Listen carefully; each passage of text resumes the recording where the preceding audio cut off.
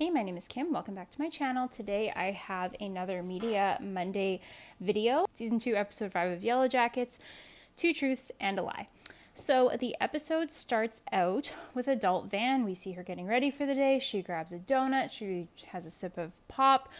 To me, this is emphasizing kind of like Van's stunted growth, sort of similar to Shauna, how her introduction to the series, we see her in her daughter's room doing you know what, and it really shows that she is like stuck mentally as a teenager. I kind of feel like with the way they emphasize the unhealthy eating choices of Van and also Nat, like they both consume lots of sugar, it's showing that like teenagers tend to eat like that, or sometimes do, but also Van may be an addict, which we'll see later, and we know that Natalie is, so interesting.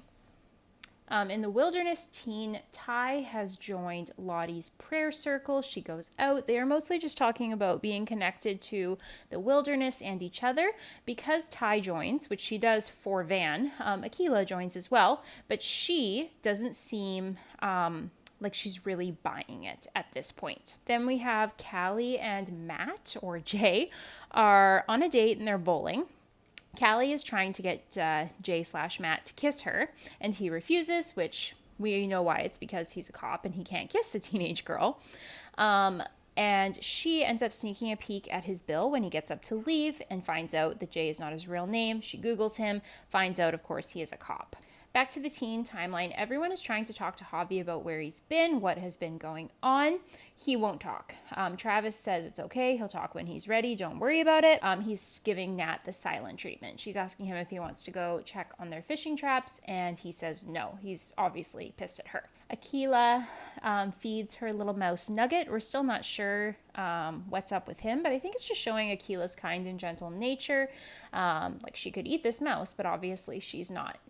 So that is sweet. Mari is handing out chores to everyone, and when she gets to Crystal and Misty, Crystal gets the shit end of the stick. So her job is to toss the poop. Misty says she will help her with it. And it's interesting because Misty doesn't take a chore card, and I don't know why.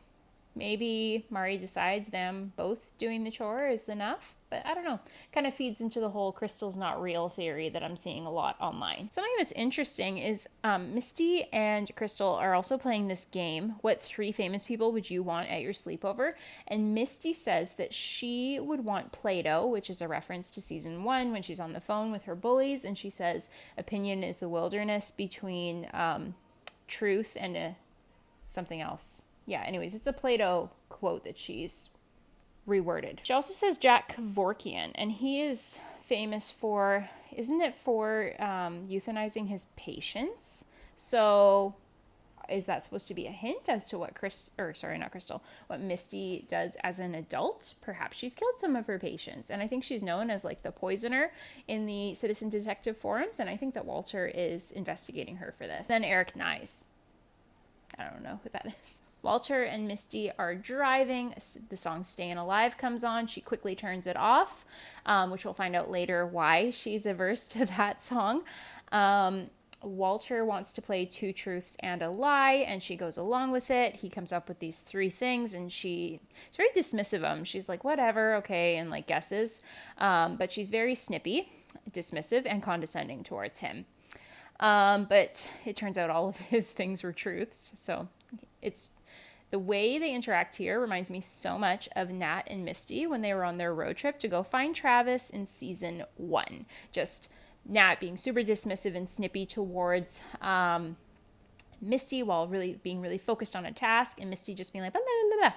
That is how Walter and Misty are in this. So it's interesting that those roles have switched, and Walter is almost more like Misty than Misty is like herself in this season so far. Something he says that's interesting about the whole 3 truths thing is he says there's only one rule: win. Is that going to be important later? I don't know. I guess we'll find out. They do find the gate to the compound, though, and they turn around and drive up to it.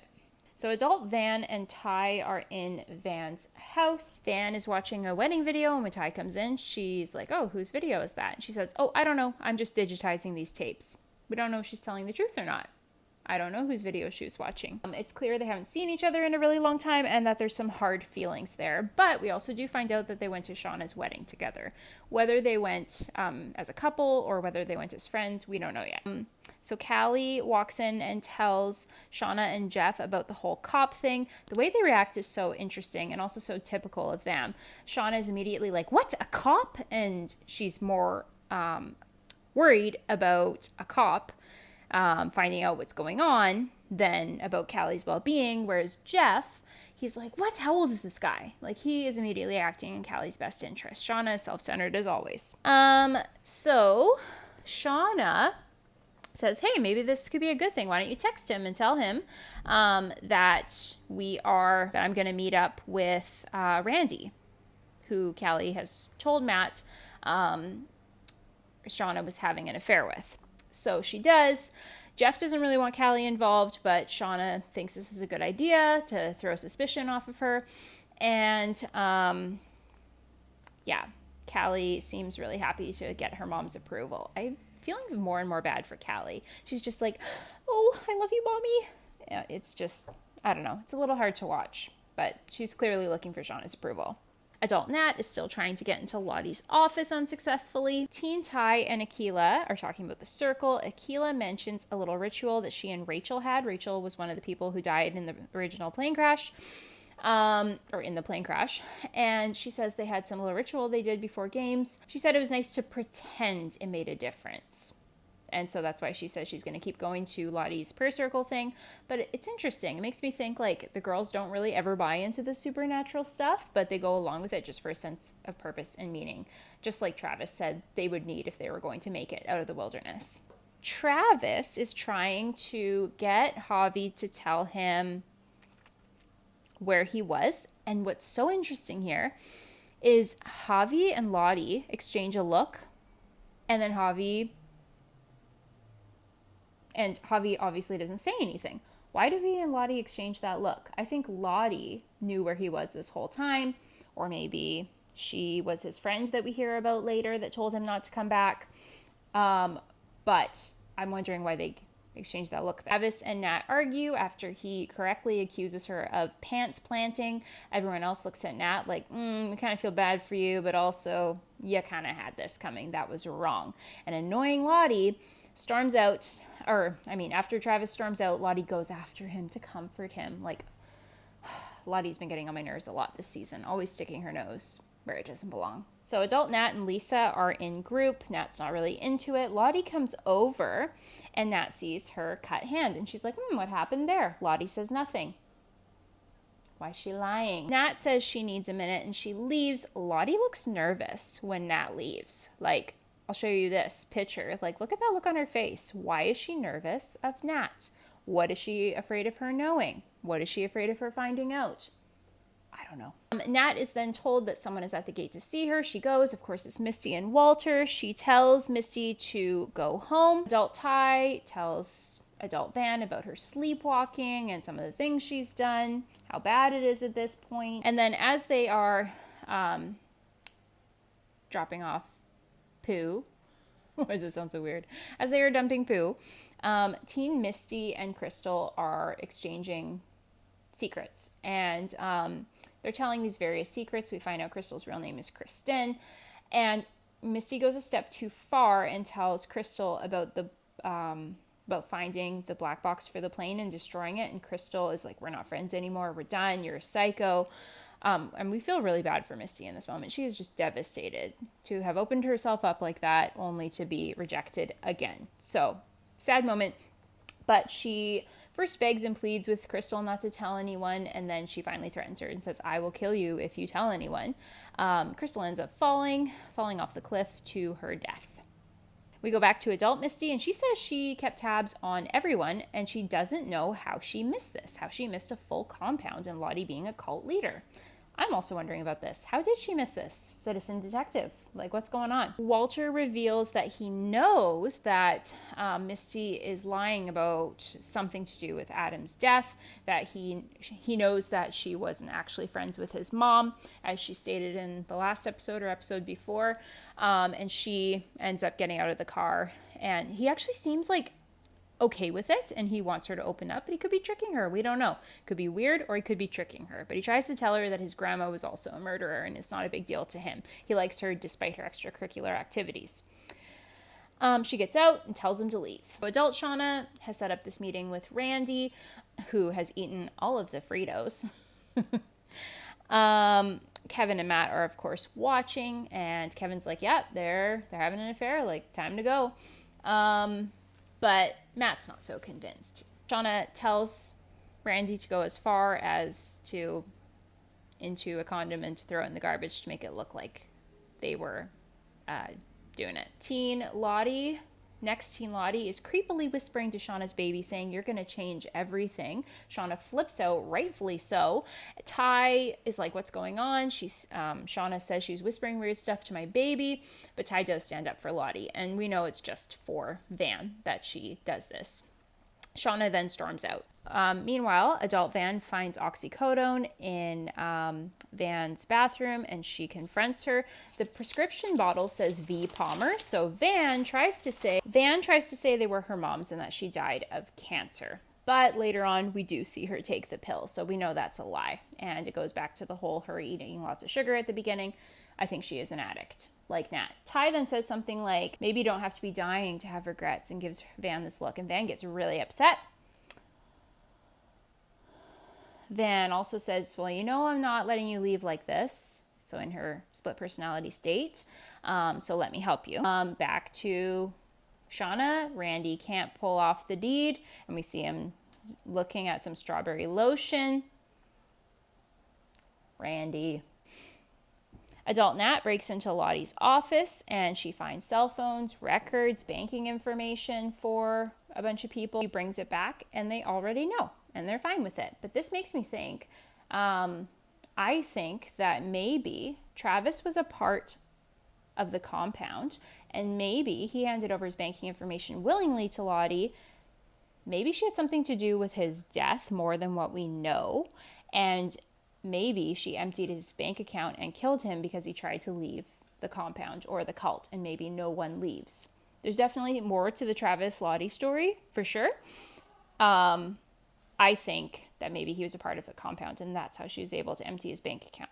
Ty goes after Shauna. Shauna is really upset at her for siding with Lottie. This scene really reminds me of in the first season when Jackie's mad at Shauna for voting in favor of going to the lake.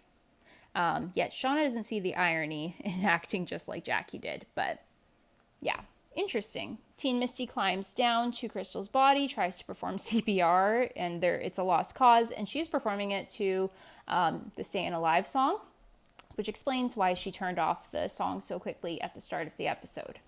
As an adult, Kevin and Matt go into the room to check it out, and Matt, he is just like way too into his job, but he goes through the trash, finds the condom, and even sniffs it, realizes it's just lotion. So they know Shauna's lying. Ben picks up a drawing that Javi has done, very creepy, like woodlandy type drawing, and Javi says, she told me not to come back. I think maybe he's talking about Lottie, and that's why they exchanged some sort of weird look at earlier on. Teen Misty bursts into the group and says that she and Crystal were separated in the storm. They all realize Shauna and Ty are still out there. Shauna is now in full-on labor, and the group decides to do their whole tuning in with nature thing to try and guide them back. And it worked. I don't really know what to make of that yet. Interesting, for sure. Then we go back to the present timeline. Adult Van takes the pill bottles out of the garbage and takes them, so to me it seems like she is clearly an addict. The bad one, Ty, then walks up, kisses her, and says, this isn't where we're supposed to be, and it's so terrifying and creepy. I think that she's going to guide them back to Lottie's compound, and that's how they're all going to end up at the same place. Also, forgot to mention, Randy tells Shauna about the FBI interview thing and about the purple people and stuff. So I think that's going to lead Shauna to the compound to find Nat. Adult Lottie hypnotizes Nat to go back to the last time she saw Travis alive. It is revealed that they were doing drugs and Nat OD'd, and she saw them all as if they had died during the crash. So Nat's going in and out between old memories and what's going on with Lottie. She says, we didn't make it. We see her tell Travis they brought it back with them. And that's what she was supposedly right about. Nat then tells Lottie that there was some darkness that was either out there with them and they weren't alone in the wilderness, or they brought it back in them. So I think that's just the showrunners continuing on with the supernatural or not sort of questioning, but not confirming anything.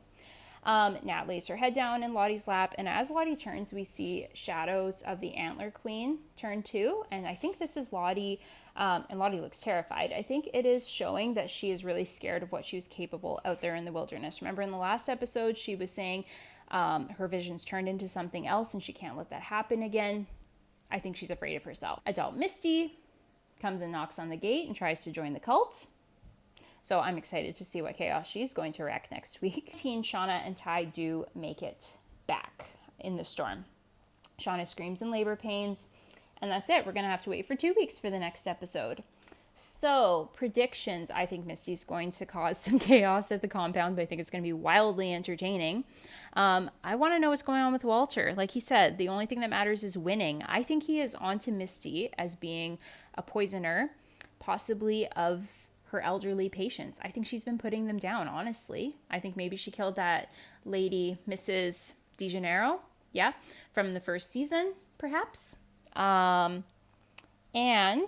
I also think that Lottie, possibly Teen Lottie, was the one to tell Javi not to come back, or she knows who was.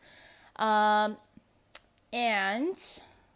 Adult Van is an addict, and I think that Lottie had something more to do with Travis's death. But that's all I have for today. Feel free to put your comments below as well, your thoughts on this episode, and I'll see you in a couple of weeks.